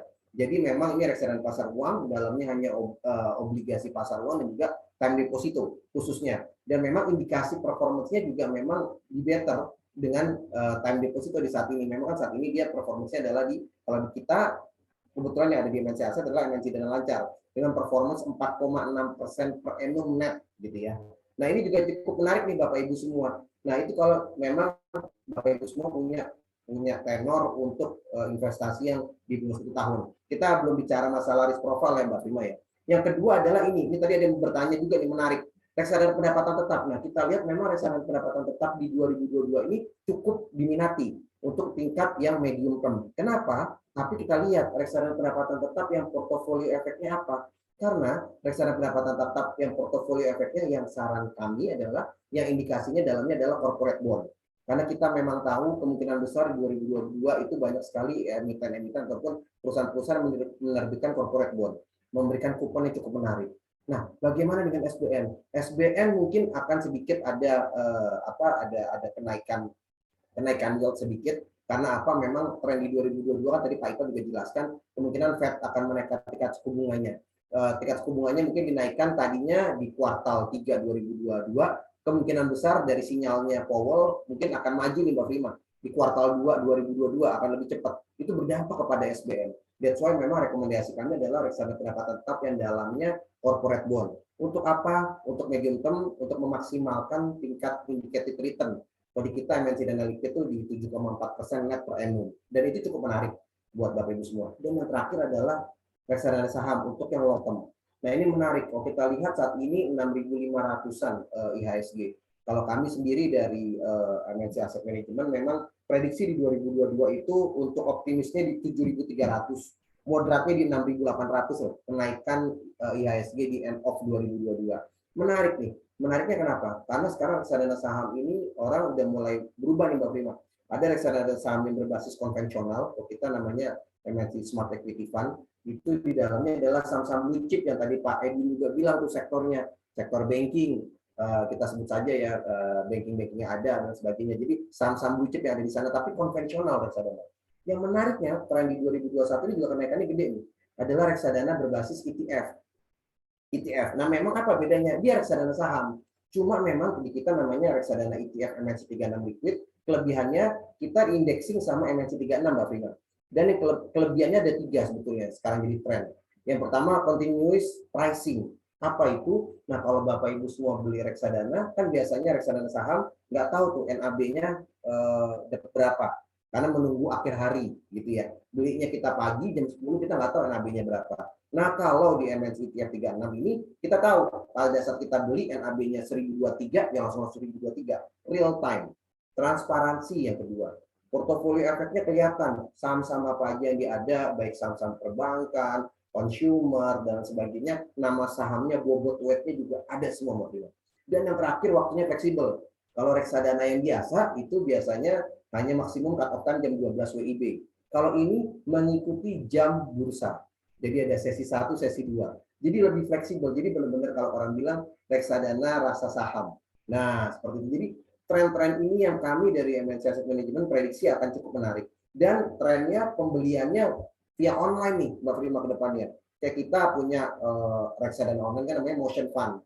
Jadi Bapak Ibu semua bisa download di aplikasi Android ataupun lewat webnya langsung www.motionfund.id. Itu sih Mbak Prima. Jadi saat lagi investasi, kalau kita lihat trennya semua industri naik. Jadi memang orang Indonesia.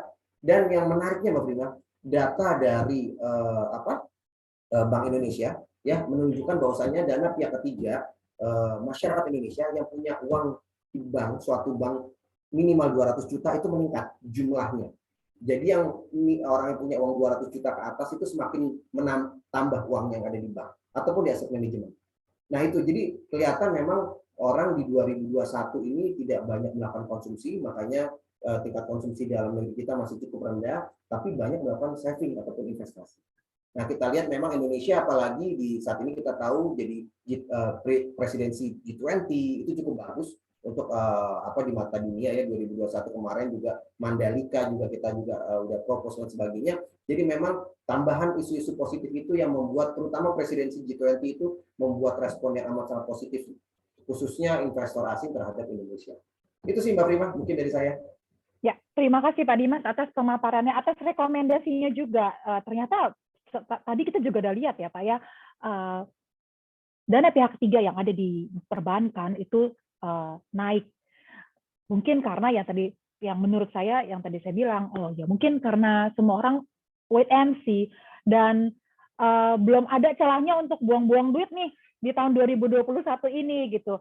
Karena kan kondisi tidak menentu, jadi banyak orang Indonesia tuh yang taruh duit di tempat yang aman dan kapanpun bisa dicairkan, mengingat kondisi masih kurang menentu nih. Dan hati-hati Mbak Prima, ini investasi bodong juga mulai banyak nih, iya. Karena banyak yang investasi, termasuk kita declare sini Mbak Prima ya, jadi MNC Asset nggak pernah berjualan lewat media sosial Telegram ya. Jadi banyak sekali yang mengatasnamakan kami untuk dijual di Telegram, memberikan fixed rate tertentu. Nah itu amat sangat hati-hati Bapak Ibu. Jadi legal dan logis ya, 2L kalau kata orang OJK bilang. Jadi pada semangatnya spirit investasi nih, tapi investasi tempat yang salah kasihan. Jadi nanti nasabah-nasabahnya yang kena. Itu sih yang Mbak Prima ya. Iya, dan mesti selalu diingat bahwa high risk, high return gitu. Jadi kalau misalnya mau dapat keuntungan yang tinggi, tentu yang namanya di investasi itu risiko juga akan berbanding lurus, sama-sama tinggi juga. Kita akan masuk ke sesi tanda jawab. Sebentar ya, ini karena banyak banget yang tanya direct message ke saya mesti scroll up lagi.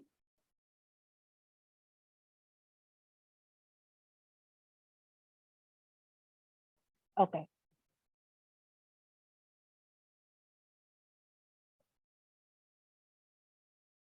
Wait. Nah, ini dia, ada pertanyaan.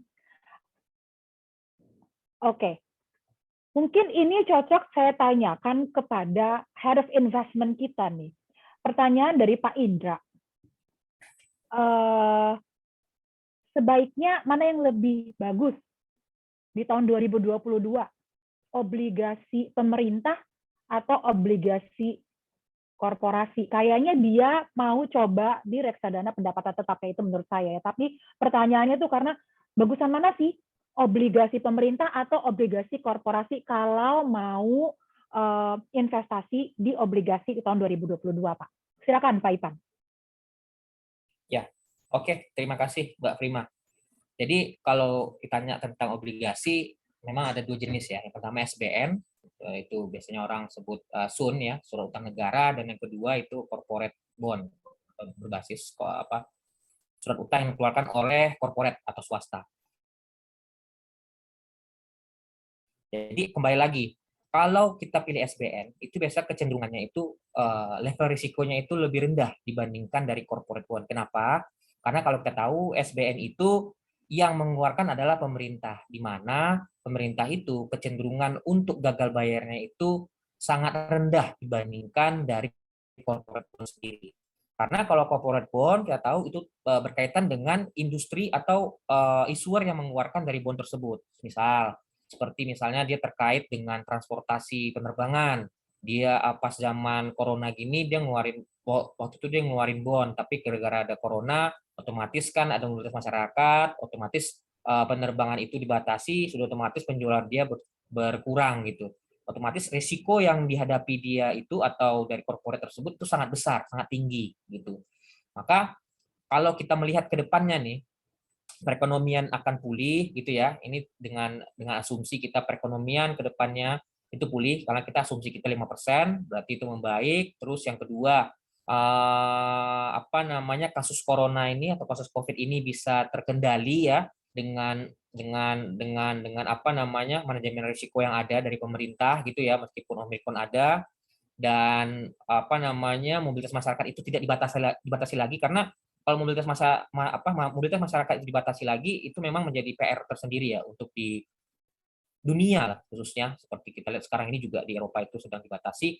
Maka kalau kita men-skip hal tersebut atau asumsi kita bahwa hal tersebut bisa teratasi di Indonesia, maka hal yang paling investment yang paling bagus di antara dua tersebut, SBN dan corporate, maka saya akan cenderung milih corporate. Kenapa? Karena dengan membaiknya perekonomian, otomatis bisnis itu akan berjalan, sudah otomatis juga pendapatan dari perusahaan itu akan membaik, dan itu akan memperbaiki juga dari cash flow atau dari kondisi si perusahaan tersebut dibandingkan dari SBN tersendiri. Karena SBN itu biasanya orang lebih cenderung memilih ketika perekonomian itu atau kondisi itu sedang tidak membaik ya.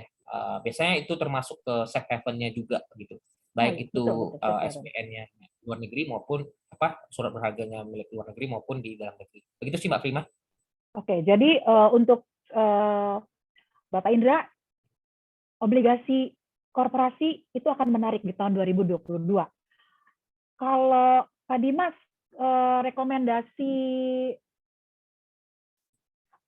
produknya, rekomendasi investasinya kalau untuk produk yang isinya ada obligasi korporasi, MNC punya, Pak? Ya, Mbak Prima, jadi memang betul tadi yang Pak Ipan bilang, memang concern-nya adalah kalau obligasi itu adalah kalau kita corporate bond adalah emisi dana liquid. Nah, kalau corporate bond itu memang memberikan indikasi kuponnya itu lebih tinggi, disclaimer on ya, kuponnya itu lebih tinggi dibandingkan dengan SBN. Tapi memang kalau dari tingkat resiko gagal bayar dan sebagainya memang lebih kecil resikonya SBN dibandingkan corporate bond.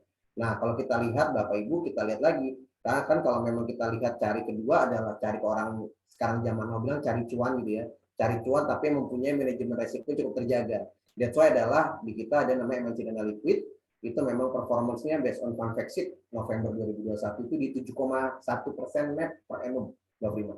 Jadi saya rasa ini cukup menarik ya, kalau di deposito kan masih ada potong 20%. Ini cocok ya untuk yang suka deposito ya Pak ya? Betul, kayak suka deposito. Kalau di reksadana kan PPh 36 pasal 4 ayat 3 huruf I, return reksadana bukan merupakan objek pajak. Jadi memang net ya Pak ya? Return ini net, Mbak Prima. Jadi memang ya ini kalau petani-petani cuan yang mempunyai manajemen risiko cukup terjaga, cari yang risk profile-nya juga moderat agresif, tenornya medium term, oke lah cocok MNC dan itu. Baik, terima kasih banyak. Terima kasih banyak Pak. Next question. Ini dari Pak Adi. izin bertanya, sektor apakah yang menjadi unggulan bagi MNC Asset Management untuk tahun 2022? Mungkin Pak Edwin bisa bantu, Pak. Kita sektor apa nih, Pak, MNC Asset Management yang menjadi unggulan dari MNC Asset? Ya, mungkin bisa ditambahkan nanti oleh Pak Ipan ya, tapi kalau saya melihat seiring nanti masyarakat ya sudah mulai lebih aktif bekerja lalu juga beroperasi ya, menurut saya sih kita lihat juga GDP nanti juga makin meningkat, pasti adalah perbankan ya. Perbankan itu pasti nanti akan sangat menikmati ya, entah itu perbankan konvensional maupun digital, itu pasti akan menikmati kenaikan daripada GDP tersebut ya. Loan akan makin meningkat ya, lalu juga nanti juga NIM-nya juga mungkin juga akan makin bagus ya, dan sebagainya. Yang pertama, lalu kedua pasti adalah telekomunikasi ya, beserta turunan itu pasti akan menikmati menurut saya. Karena apa? Karena kecenderungannya ke depannya memang semua sudah dilakukan nanti melalui online gitu ya, suka atau tidak suka Bapak Ibu ya. Lalu yang selanjutnya adalah pasti ketika masyarakat mulai aktif ya, tidak ada lagi pembatasan, sektor properti ya, lalu juga kita sektor semen itu akan makin meningkat Bapak Ibu ya kebutuhannya, karena kita tahu setiap tahun ada backlog kurang lebih sekitar 300.000 unit rumah ya. Masyarakat itu ingin beli rumah ya, jadi di saat mungkin suku bunga juga masih rendah ya, lalu juga ada kebutuhan mendasar, GDP per kapita juga meningkat ya, pastinya kebutuhan rumah kan akan meningkat juga ya. Lalu juga kita lihat adalah otomotif ya, karena ada rumor, ada bocoran katanya PPNBM itu yang dihapuskan itu akan berlanjut di tahun depan ya. Kita udah merasakan tahun ini bagaimana bombastisnya penjualan mobil ya, naik hampir sekitar 50% akibat dari penurunan dari PPNBM tersebut ya, dan properti juga menikmati ya.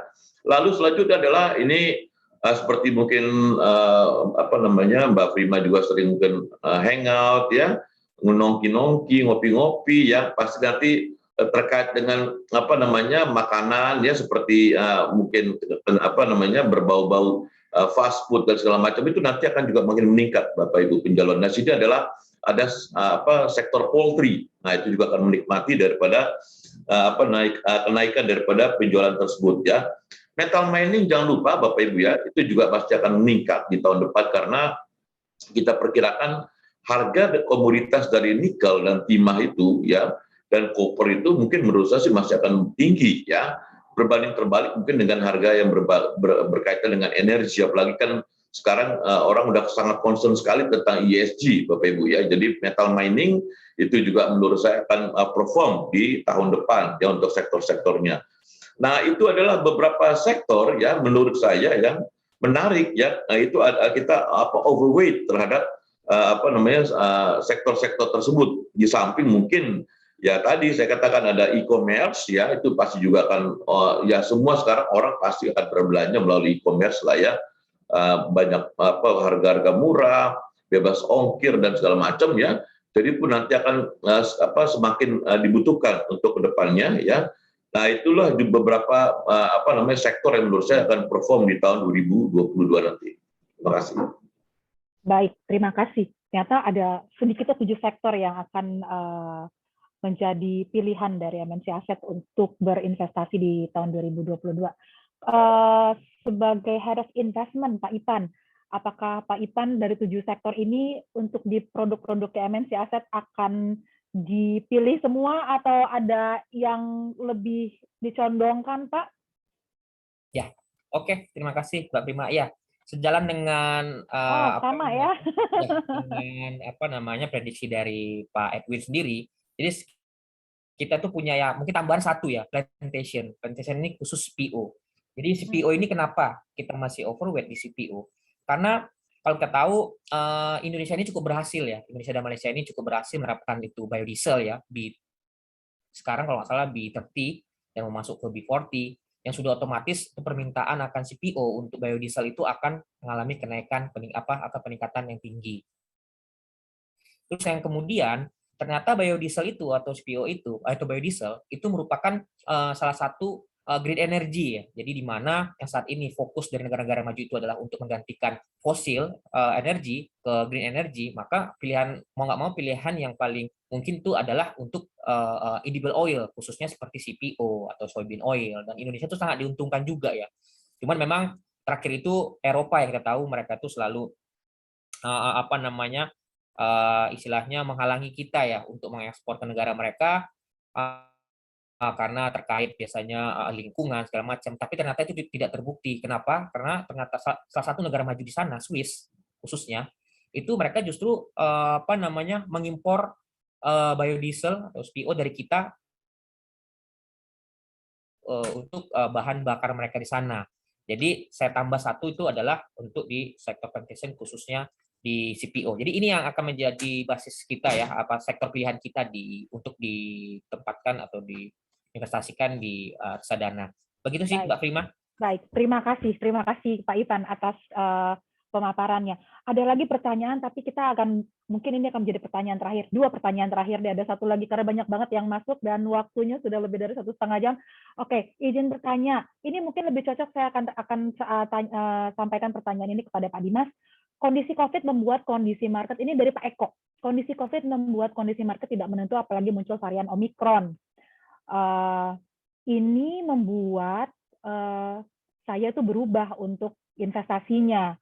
Nah, tapering itu, gimana nih ceritanya dia? Intinya tapering itu berpengaruh. Ketidakpastian itu membuat selera investasi saya berubah menjadi jangka pendek. Jadi sebelumnya Pak Eko ini jangka panjang selalu naruhnya Pak Dimas. Sekarang Pak Eko itu naruhnya di jangka pendek. Produk yang tepat untuk jangka pendek itu apa? Terima kasih. Silakan Pak Dimas, mungkin ada rekomendasi.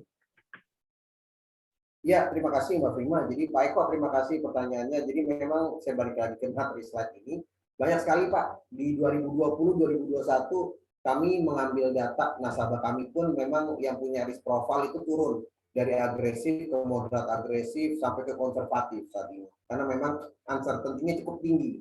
Nah, inline sama tadi yang Mbak Prima bilang, tapering. Ya memang tapering itu mau nggak mau memang akan dilakukan sama The Fed di 2022.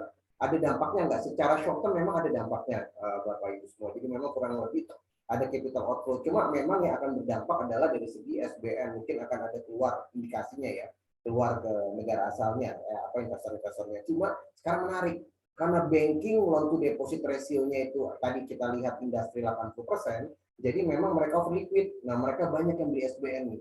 Nah, tren tersebut juga jadi tidak berpengaruh yang tadi Pak Ivan juga bilang sama Pak Edwin di awal. Jadi tidak terlalu berpengaruh nih tapering off yang akan dilakukan sama Fed terhadap Indonesia.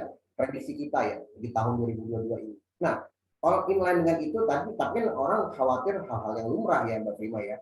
Nah, oleh sebab itu apabila Bapak Eko tadi short term ya, kalau short term itu lebih kepada reksadana pasar uang. Kenapa? Karena ini untuk tenor biasanya orang berinvestasi ini di bawah 1 tahun.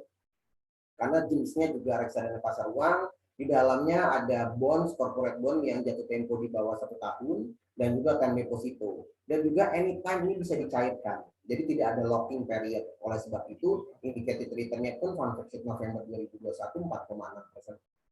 Jadi menurut hemat saya, disclaimer on ya, ini memang rekomendasinya kalau untuk yang produk-produk yang short term, larinya adalah ke kalau reksadana pasar uang maupun ke masuk ke produk yang lainnya ada di banking, biasanya itu adalah time deposit gitu ya. Itu sih kurang lebihnya Mbak Prima. Baik, karena pertanyaan yang mau bertanya mengenai jangka pendek itu ternyata banyak Pak Darmawan juga menanyakan hal yang sama. Terima kasih Pak, sudah dijawab tadi. Pasar uang itu masih menjadi salah satu primadona untuk berinvestasi di reksadana atau salah satu pilihan investasi untuk di tahun 2022. Ada pertanyaan lagi, itu sebentar ya Pak. Dampak tapering dan kenaikan inflasi di tahun 2022 dari Pak Ion Sutiono. Seberapa besar dampaknya terhadap pasar modal dan reksadana syariah? Produk reksadana syariah. Jadi seberapa besar dampak tapering dan kenaikan inflasi di tahun 2022 terhadap pasar modal Indonesia dan produk reksadana syariah? Sepertinya mungkin ini bisa dijawab oleh Pak Edwin dulu atau Pak Dimas? Ya boleh Mbak Prima. Terima kasih Pak Ion sudah hadir Pak Ion di webinar ini. Jadi memang kita lihat ini data, ini yang bawahnya adalah data reksadana berbasis syariah, Pak Ion. Kita lihat memang tapering off kenaikan suku bunga di Fed sana itu menjadi salah satu hal yang ditakutkan. Kalau kami bilang sih bahasanya sekarang sudah price in Pak gitu ya, market, jadi sudah mulai mengantisipasi hal tersebut gitu ya. Nah, hal itu juga terbukti memang dari kita punya yield bonds kita juga masih cukup cenderung stabil di level 6,5 ya. Yang tadi diprediksi orang akan naik ke level 7 sampai 7,5, ternyata pun sampai saat ini masih ada di level 6,5 ya, isu hal tersebut. Nah, apakah ada impact secara short term market? Mungkin ada, Pak. Cuma memang kalau kita lihat secara overall garis besar reksadana berbasis pasar reksadana syariah, kita lihat pasar modal syariah. Sekarang OJK, Otoritas Jasa Keuangan, bekerjasama dengan kementerian terkait dan badan terkait, itu lagi gencar sekali untuk rilis untuk namanya adalah produk-produk pasar modal syariah. Nah, salah satu reksadana syariah. Ini kelihatan kenaikannya juga cukup signifikan nih, Pak Ion. Kita lihat dari sukuk ini dari kenaikannya 32%. Nah, kita lihat ke depannya adalah banyak sekali perusahaan-perusahaan yang akan menerbitkan bonds tapi berbasis syariah. Dan itu menjadi salah satu hal yang menarik apabila kita di reksadana kami khususnya fund manager akan bungkus sukuk-sukuk tersebut nanti dalam bentuk untuk reksadana pendapatan tetap berbasis syariah. Jadi ini tren-tren sekarang udah banyak sekali perusahaan-perusahaan menerbitkan sukuk tersebut. Jadi untuk reksadana syariah di 2022 until 2024 kami prediksi memang saat ini menjadi amat sangat concern dari pemerintah, dan hal itu pun terbukti Mbak Prima. Jadi dari total dana kelolaan 571 triliun itu kenaikan reksadana syariah itu di-compare dari end of 2020 until dengan November 2021 itu kenaikannya itu lebih dari 25%. Ya, jadi marketnya masih cukup baik Pak, tapi memang sekali lagi kita lihat disclaimer on sesuai dengan kebutuhan risk profile dan juga time horizon dari Bapak Ibu semua. Itu sih Mbak Prima. Kalau untuk terhadap pasar modal Indonesia, Pak Edwin, apakah tapering ini mempunyai dampak? Silakan dijawab singkat saja, Pak.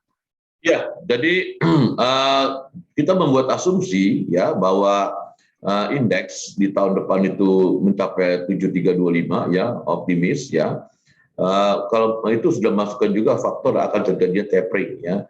Jadi memang blessing in disguise seperti saya tadi ya, asing udah banyak keluar nih dari obligasi kita ya. Jadi probability terjadi tekanan di pasar obligasi ya itu mungkin akan jauh lebih kecil dampaknya ketimbang ketika asing banyak ya. Ketika terjadi capital outflow, nah itu akan berpengaruh rupiah. Tapi fortunately mereka udah kecil ya, udah sedikit ya. Sehingga itu membuat kita melihat rupiah nilai tukar itu tidak akan banyak berpengaruh. Nah, sehingga kita melihat ya di tahun depan ya beberapa prediksi ya dari beberapa badan-badan internasional kita lihat tapering itu less likely lah akan berpengaruh kepada Indonesia menurut saya, less likely. Tidak terlalu berpengaruh berarti ya Pak ya? Benar ya. Inflasi Pak? Inflasi tadi saya katakan ya karena kita memperkirakan masih 2,2%, jadi inflasi itu masih cukup rendah ya. Behind the skin ya itu artinya daya beli masyarakat masih rendah ya, dan orang masih cautious akan untuk membelanjakan mereka punya mungkin saving atau penghasilan mereka ya, membuat inflasi kita masih rendah, sehingga alasan BI sebetulnya untuk naikin suku bunga ya bukan karena inflasi tetapi lebih karena kenaikan daripada kekhawatiran kenaikan daripada kita punya currency, sementara di negara-negara maju seperti di Amerika ya kan itu kenaikan suku bunga lebih karena untuk memang mengantisipasi atau untuk menahan naik inflasi tersebut. Jadi agak beda sudut pandangnya. Makanya BI walaupun tahun depan the Fed naikin suku bunga mungkin 3 kali, tapi BI mungkin at most mungkin sekitar 2 kali aja. Oke, seperti itu sudah menjawab pertanyaannya Ibu Rima. Ekspektasi BI rate berapa di tahun 2022? Berarti most likely akan stay ya Pak ya? Tahun depan mungkin kalaupun naik ya, kalaupun the Fed naikin agresif, kita mungkin sekitar 50 basis lah naik, itu udah paling bagus. Antara 25-50 basis lah naiknya tahun depan. Oke, baik.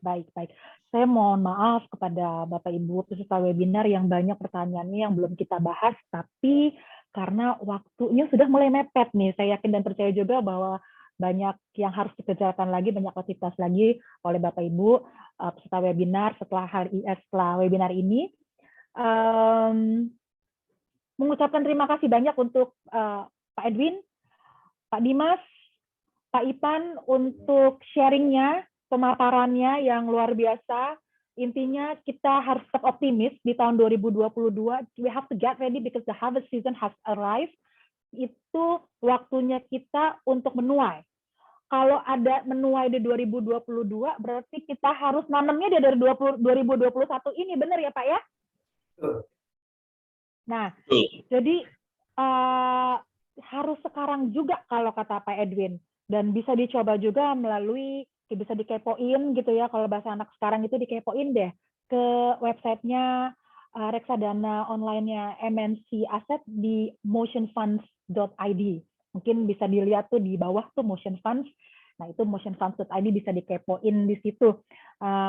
Sekali lagi terima kasih untuk ketiga narasumber sore hari ini, komprehensif dan seru banget pembahasannya. Dan waktunya sudah mau 2 jam. Kita sudah masuk ke bagian akhir dari webinar sore hari ini. MNC Asset Management mengucapkan terima kasih untuk Bapak dan Ibu peserta webinar yang sudah meluangkan waktunya untuk ikut acara pada sore hari ini, sudah 2 jam ikut bareng-bareng sama kita. Semoga pembahasan sore ini bisa memberikan manfaat yang baik untuk Ibu dan Bapak sekalian menentukan arah investasi di tahun 2022 mendatang. Dan saya ingatkan sekali lagi bahwa MNC Asset akan memberikan sertifikat. Caranya bagaimana, silakan lihat di chat room yang sudah dituliskan.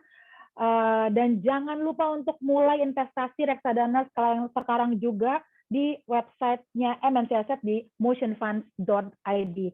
Dan bagi Bapak Ibu yang ingin mendapatkan materi webinar juga silakan mengirimkan email ke markom.mncgroup.com. Cara penulisannya juga sudah dituliskan di chat room.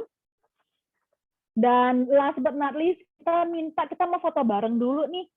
Silakan Mas Anang untuk diatur, dan saya minta kesediaan Bapak Ibu untuk on kameranya sebentar.